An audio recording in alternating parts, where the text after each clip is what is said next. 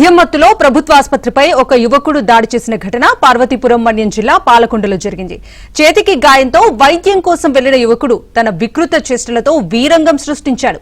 మద్యమత్తులో ఆసుపత్రి ప్రధాన ద్వారం వద్ద అద్దాలు పగలగొట్టి సిబ్బందిపై దాడికి యత్నించాడు. ఘటనా స్థలానికి చేరుకున్న పోలీసులు యువకుడిని అదుపులోకి తీసుకున్నారు.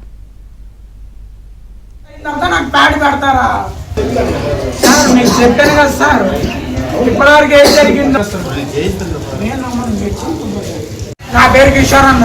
విషయం ఏంటని చెప్పు. నేను లవ్ ఫెయిల్యూర్ అయ్యి వచ్చాను. నాకు కోపం చేయబోసుకున్నాను అన్న. నేను ఫోన్ చేశాను 108కి.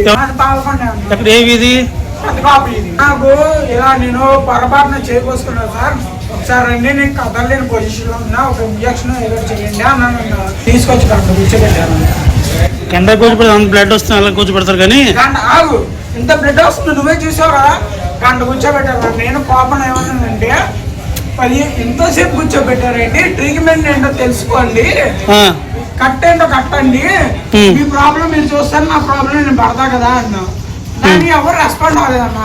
కోపం వచ్చిందన్న. అద్దాన్ని గుద్దానన్నా. అద్దాన్ని గుద్దేస్తావు అర్థం కాదు, కానీ ఇది పబ్లిక్ కదా తమ్ముడు. అద్దాన్ని ఎందుకు గుద్దాను చెప్తా. పబ్లిక్ పబ్లిక్ అనేది ఎవరు నేను ఎవరు ఇది కదా చూసుకోవాలి. కానీ ఇప్పుడు వచ్చి సార్ నాకేమైనా ట్రీట్మెంట్ చేశారా, మీరు చూసారా? కామ్ చేసుకుంటూ చేస్తారు కదా. కామ్ గానే ఉన్నాను.